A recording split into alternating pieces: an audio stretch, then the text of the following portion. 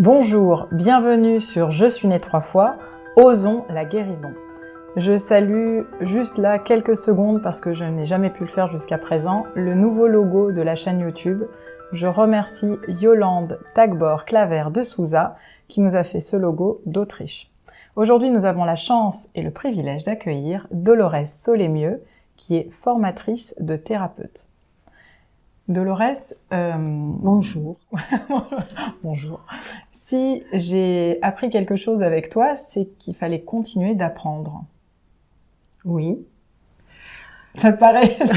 J'adore parce que ça te paraît assez... Mais continuer d'apprendre, voilà, qu'est-ce que ça veut dire? Oui. Qu'est-ce que je veux dire par là? Oui.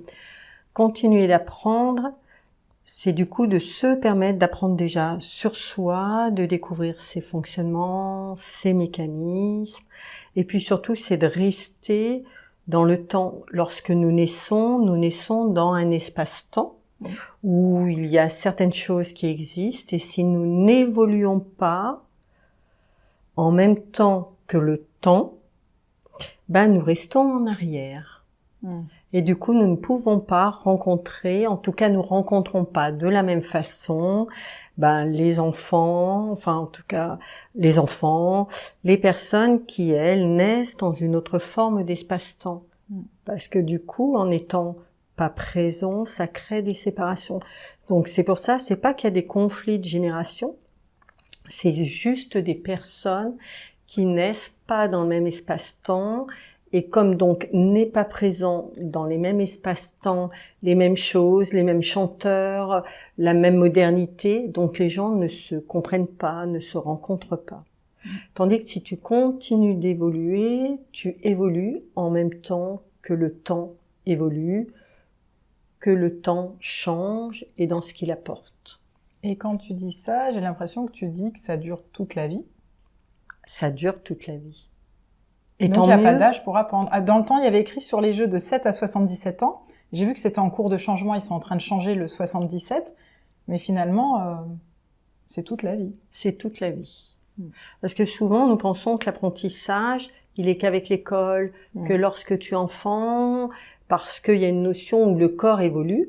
Mais ce que personne ne sait, c'est qu'après, il y a l'évolution aussi au niveau cellulaire, dans la compréhension, au niveau du mental, ça modifie les choses, ça apporte de nouvelles compréhensions, où ton attitude change, ton ouverture change vis-à-vis des autres.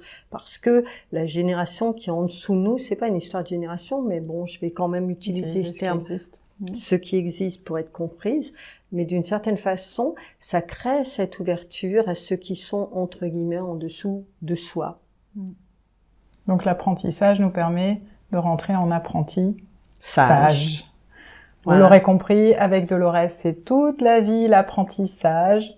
Je vous souhaite à vous et à vos familles, à tous ceux qui vous entourent, de beaux apprentissages pour toute la vie. Merci beaucoup et au revoir. Apprentissage, mais ne veut pas dire être sage tout le temps.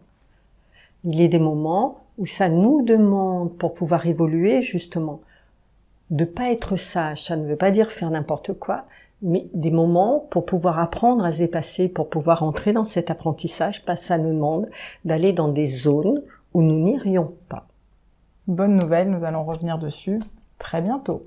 À bientôt sur Je suis né 3 fois. Au revoir.